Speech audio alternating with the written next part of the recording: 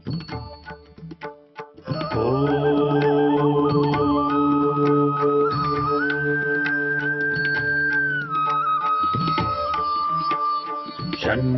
मित्रः शं वरुणः शन्नो भवत्वर्यमा शन्न इन्द्रो बृहस्पतिः शन्नो विष्णुरुक्रमः ॐ शान्ति शान्ति शान्तिः।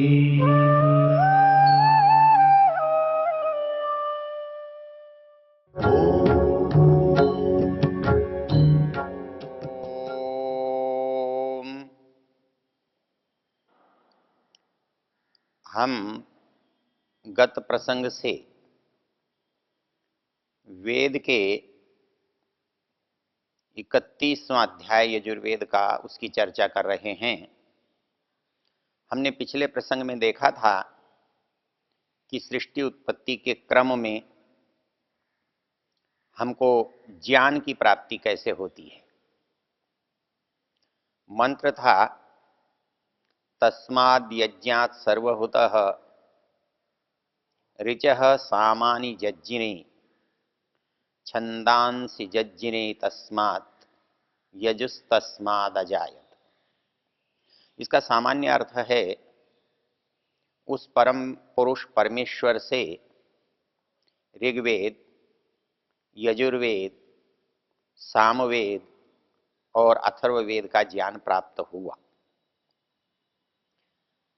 यहाँ पर जो मूल समस्या जिस पर हम विचार कर रहे थे वो ये थी कि ये ज्ञान परमेश्वर ने कैसे दिया होगा, क्योंकि हमारी समस्या है कि हम जब किसी को बोलते हैं तब कोई सुनता है, तो सुनने वाले के लिए बोलने वाले की आवश्यकता होती है, अपेक्षा होती है। तो परमेश्वर ने ये ज्ञान कैसे दिया होगा। हमारे सामने एक समस्या और भी आती है और ये प्रश्न उठता है, ये मनुष्य तो ज्ञान स्वतः इसके पास है और अपने ज्ञान से ही ये ज्ञान को बढ़ा लेता है। 50 साल पहले हमारे पास आज के उपकरणों में कुछ भी नहीं था, न दूरदर्शन था, न दूरभाष था, न कुछ संगणक था, कंप्यूटर था, और आज बहुत कुछ है और निरंतर बढ़ता जा रहा है। तो ये क्यों मान लिया जाए कि ज्ञान हमको किसी ने दिया है, सृष्टि के आदि में दिया है और तब हमें प्राप्त हुआ है। हमारे सामने एक समस्या और भी है। हम ऐसा समझते हैं कि ज्ञान तो मनुष्य देख करके प्राप्त कर लेगा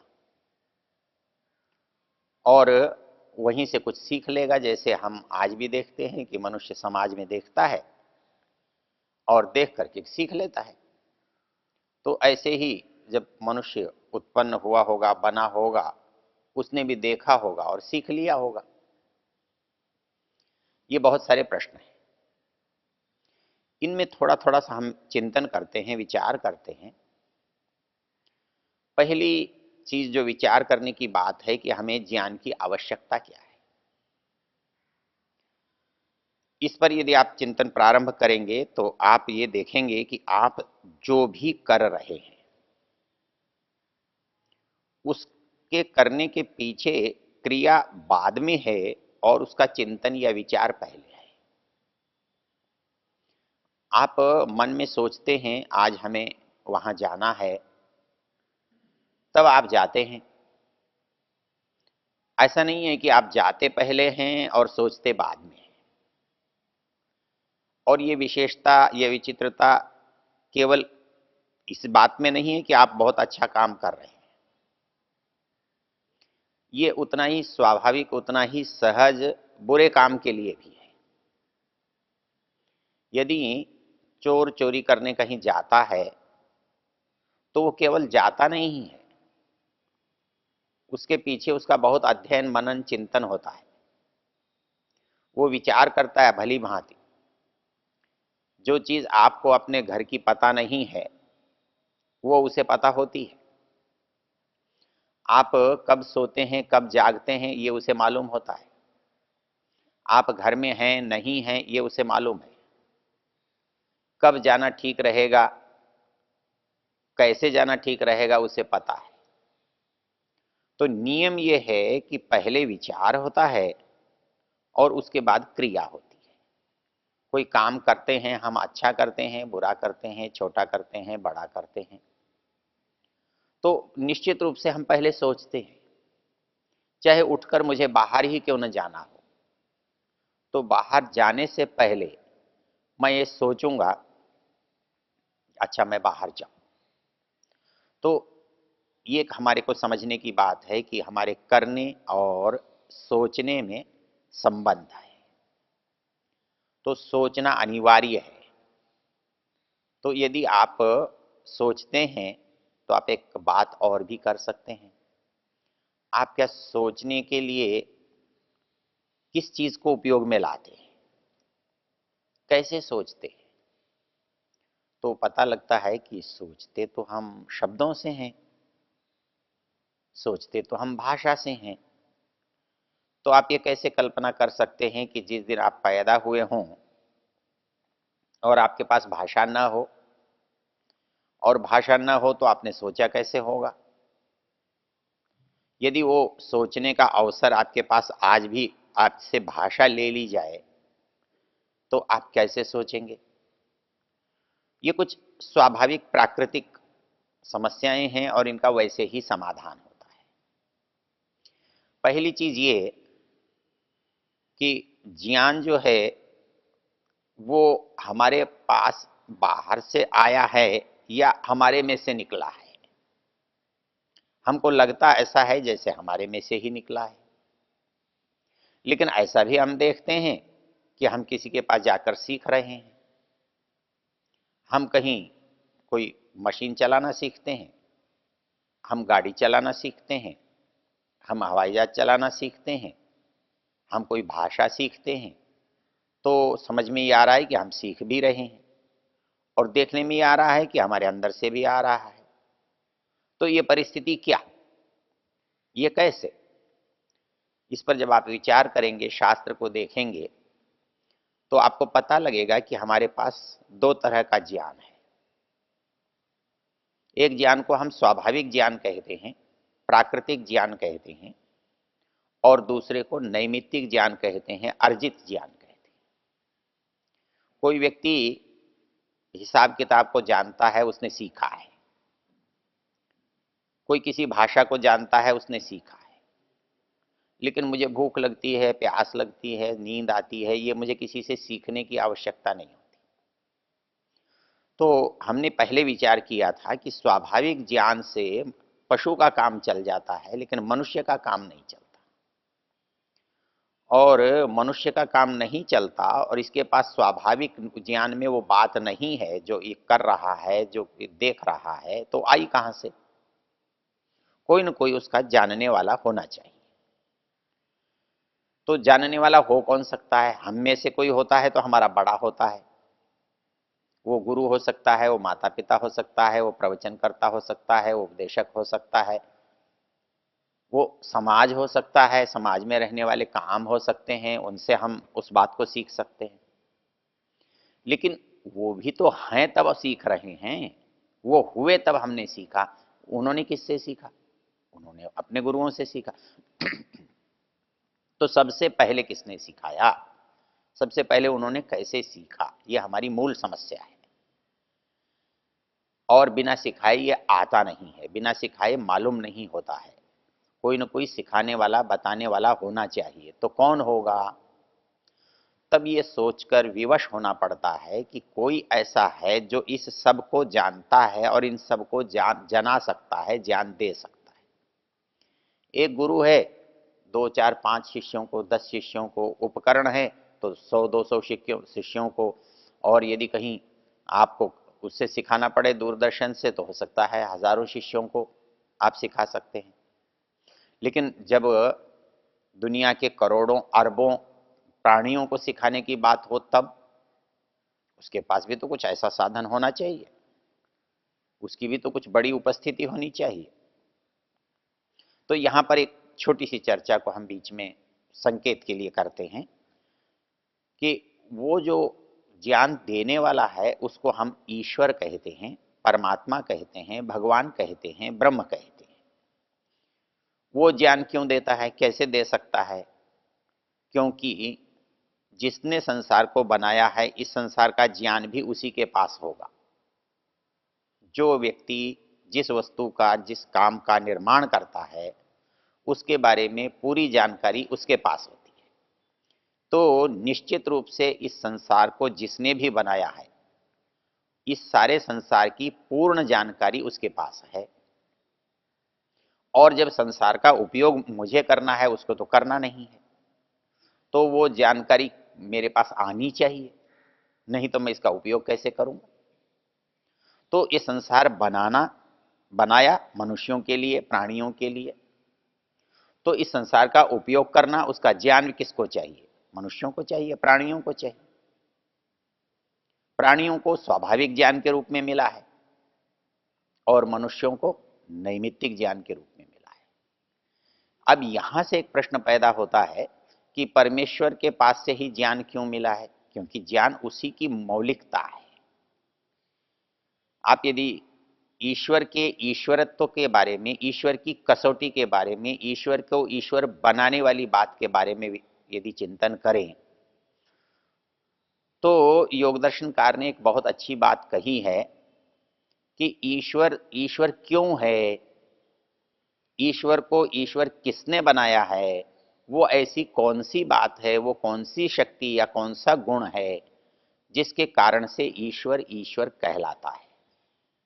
यदि आप उसका चिंतन करें तो वह एक छोटा सा सूत्र है, और वो सूत्र है, वो ये कहता है, निरतिशयम तत्र सर्वज्ञ बीजम। यदि ईश्वर को कोई चीज ईश्वर बना रही है, वो उसका ज्ञान है, और वो ज्ञान ही नहीं है, उसका समस्त ज्ञान है, वो सर्वज्ञता का ज्ञान है। अर्थात दुनिया में जो कुछ भी है वह उसके बारे में जानता है। और इसलिए एक बड़ा रोचक प्रश्न उठता है, जैसे मनुष्य जो है हर काम को दोबारा करता है तो नया करता है, हम क्या समझते हैं? ज्ञान बढ़ रहा है। तो क्या ईश्वर का ज्ञान भी बढ़ता होगा? यदि बढ़ता होगा तो उससे और हमारे में अंतर क्या होगा? फिर उसका अंतर यदि बढ़ता नहीं है तो क्या वो बुद्धू है, उतना ही रहता है जितना है? नहीं, ज्ञान ही जब उतना है तो उसका बढ़ने और घटने का प्रश्न कैसे होता है? वो सर्वज्ञ है तो सब कुछ जानता है। जब एक बार वो सब कुछ जानता है तो उसके बाद बचता क्या है जिससे वो बढ़े? ये बिल्कुल इसी तरह से है जैसे आप कोई नाप लें कि एक सेर लें कि 1 किलो लें, और उसको 1000 बार भी नापें तो कितना नाप होगा? किलो ही होगा, क्योंकि वो पूर्ण है। तो वैसे ही पूर्णता परमेश्वर में ज्ञान की है। इसको आप संध्या के मंत्र में देख सकते हैं, यथा पूर्वम अकल्पयत। भगवान हर बार जो रचना करता है वो वैसी ही करता है। हमें लगता है क्या करता है, वैसी ही क्यों करता है? कुछ तो नया करना चाहिए। हम गाड़ी बनाते हैं, ऊंची नीची लंबी छोटी करके उसको नया बना देते हैं। तो भगवान नया क्यों नहीं बना सकता? वो नया इसलिए नहीं बना सकता कि उसने कभी अधूरा बनाया ही नहीं, उसने कम बनाया ही नहीं। जब भी बनाया पूरा ही बनाया, और इसलिए जब भी बनाएगा वो पूरा ही बनाएगा। तो उसका काम सदा एक जैसा होगा, वैसा ही होगा जैसा अब है, जैसा बाद में होगा, जैसा पहले था। तो इसलिए सर्वज्ञता उसका जो विशेष गुण है। निरतिशयम तत्र सर्वज्ञ बीजम। वो निरत, और वो सर्वज्ञता किस पर टिकी हुई है? वो सर्वज्ञता हमारे पास क्यों नहीं है?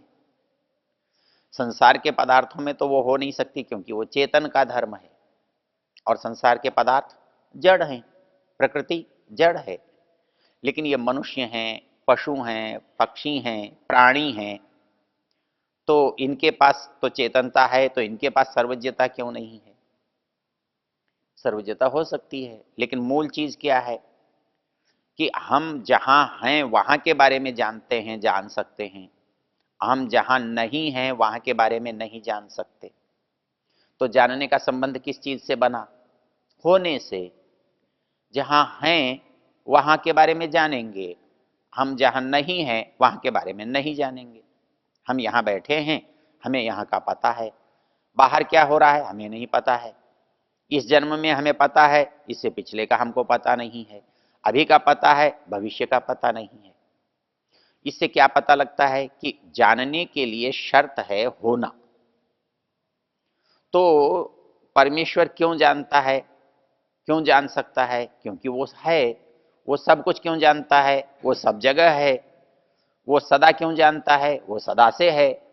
वो पहले भी था, आज भी है, आगे भी रहेगा। इसलिए उसका ज्ञान मेरी तरह अधूरा नहीं होगा। कभी होगा कभी नहीं होगा ऐसा नहीं होगा। मैं जानता था मैं भूल गया ऐसा नहीं होगा। मैं नहीं जानता था मैं सीखूंगा ऐसा भी नहीं होगा। क्योंकि वो तो सदा वर्तमान है। तो वर्तमान होने से, पूर्ण होने से, सब जगह होने से उसमें कोई परिवर्तन कभी भी होने वाला नहीं है। तो इसलिए ईश्वर सर्वव्यापक है, इसलिए सर्वज्ञ है, और वो सर्वज्ञ है इसलिए सर्वशक्तिमान है।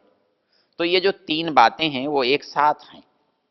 अर्थात सर्वज्ञ नहीं हो सकता हम में से कोई, क्योंकि हम सर्वव्यापक नहीं हो सकते। जीव क्योंकि अणु है, जीव एकदेशी है, जीव स्वल्प है, इसलिए इसके सारे सामर्थ्य भी कम हैं। वो जान सकता है क्योंकि जानने का सामर्थ्य उसकी चेतना में है, लेकिन वो सब जगह नहीं है, वो बड़ा नहीं है, इसलिए बड़ी जानकारी नहीं रख सकता। वो जितना उसका सामर्थ्य है उतनी जानकारी उसको रहती है। जहां वो रहता है उतनी जानकारी उसको रहती है। जिस देश में जिस काल में उसका जन्म होता है उतनी जानकारी उसको होती है। तो इसलिए वो सर्वज्ञ तो नहीं हो सकता, लेकिन ज्ञ है, अल्पज्ञ है। वो अल्प ज्ञान वाला है, इसलिए वो सर्वशक्तिमान नहीं हो सकता। वो शक्तिमान है, अल्प शक्ति वाला है। इसलिए सर्वज्ञता, सर्वव्यापकता, सर्वशक्तिमत्ता ये परमेश्वर का गुण है, और मनुष्य का अल्पज्ञता है, अल्पशक्तिमत्ता है, एक देशित्व है, ये थोड़ी जगह रहने वाला है, इसलिए इसका गुण जो है अल्पज्ञता है। तो ज्ञान का जो स्रोत बनेगा वो अधिक से कम की ओर आएगा, कम की ओर से अधिक की ओर नहीं जाएगा। जो मेरे से अधिक जानता है वो मुझे शिक्षित करेगा। जो जिसको मैं नहीं जानता और जो उसको जानता है वो मुझे शिक्षित करेगा। तो ऐसी परिस्थिति में इस संसार में जब मेरा अवतरण होता है, मैं इस संसार में आता हूं और पहले पहल आता हूं, तो फिर मुझे कौन शिक्षित करेगा, मुझे कौन ज्ञान देगा? तो निश्चित रूप से वही ज्ञान देगा, वही मुझे ज्ञान दे सकेगा जिसके पास ज्ञान है। एक चीज। और दूसरी चीज जो महत्वपूर्ण है, मुझे वो व्यक्ति ज्ञान नहीं दे सकता जो मेरे पास नहीं है, जो मुझे सुलभ नहीं है, जिसका मेरा संबंध नहीं है। उसके पास ज्ञान तो हो सकता है, लेकिन उस ज्ञान का मेरे से संपर्क ही नहीं है, मैं उससे मिला ही नहीं, तो मुझे कैसे देगा? इस दृष्टि से ईश्वर ही एकमात्र ज्ञान का देने वाला बनता है। ओम